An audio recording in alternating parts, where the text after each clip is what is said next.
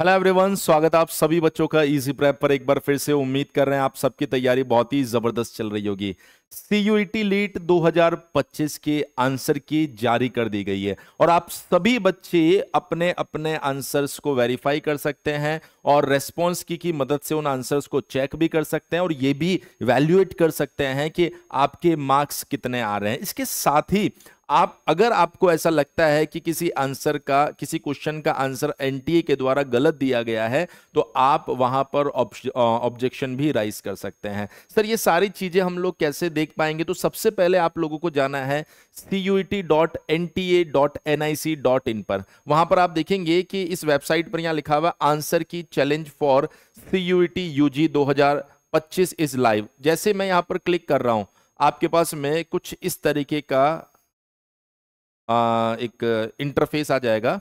अगर हम लोग देखें यहाँ पर तो मैंने इसके ऊपर क्लिक किया।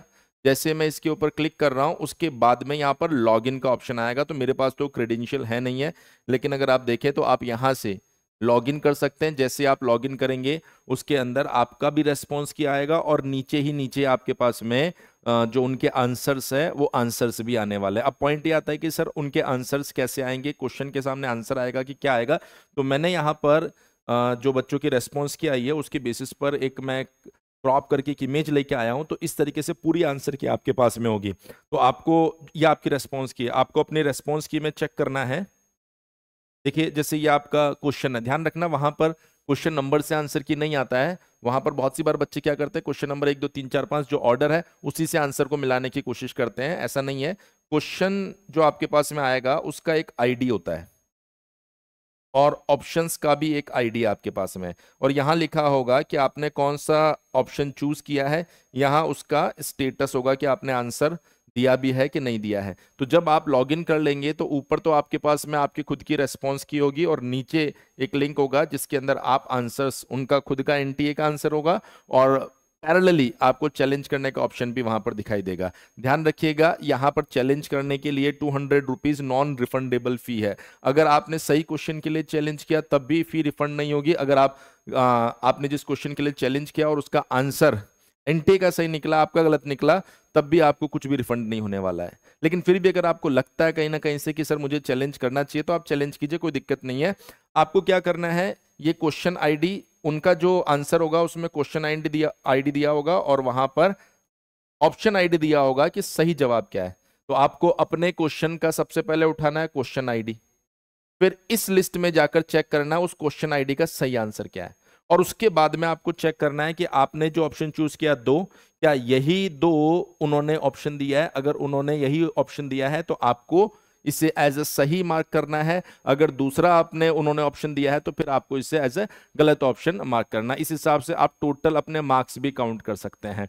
मैं उम्मीद कर रहा हूं आप सभी बच्चे प्रोसेस को समझ गए होंगे और उसके बाद में आगे का जो प्रोसीजर रहने वाला है कि सर आगे क्या करना है कैसे करना है वो भी मैं आपको एक डिफरेंट वीडियो में बता दूंगा।